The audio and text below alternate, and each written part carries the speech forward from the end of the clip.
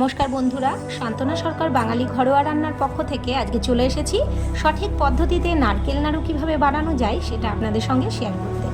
তো চলুন শেয়ার করে নেওয়া যাক। আমি এর জন্য 6টা নারকেল নিয়ে নিয়েছিলাম। নারকেলগুলোকে ছাড়িয়ে নিয়ে আমি সুন্দরভাবে গাটাকে মসৃণ করার জন্য একটা ছুরির সাহায্যে গাগুলো মসৃণ করে নিয়েছি।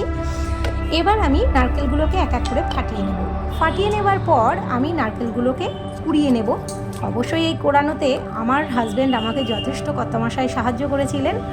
তো এই কুড়িয়ে নেওয়ার পরে আমি নারকেলগুলোকে একটা পাত্রে রেখে দিয়েছি এবং সাদা অংশগুলো অবশ্যই কোড়াতে হবে। কালোগুলো নিলে নারকেলের সঙ্গে ওগুলো মিশে গিয়ে নাড়ুগুলো কালো হয়ে যেতে পারে, তাই আমি সাদাগুলো নিয়েছি।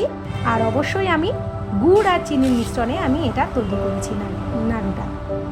এর জন্য আমি 1 কিলো গুড় আর নিয়ে নিয়েছি 500 গ্রাম চিনি। 1 কিলো গুড়টাকে আমি প্রথমে কড়াইয়ের মধ্যে দিয়ে দিয়েছি এবং গুড়টাকে একটু হালকাভাবে জল দিয়ে নিয়ে তার মধ্যে আমি দিয়ে দিয়েছি নারকেলগুলোকে দেওয়ার পরে আমি দিয়ে দিয়েছি 500 গ্রাম চিনি এবং দিয়ে দিয়েছি জল। পরিমাণ মতো একটু জল দিয়ে আমি আধা ঘন্টাকে এটাকে ফুটিয়ে নিয়েছি।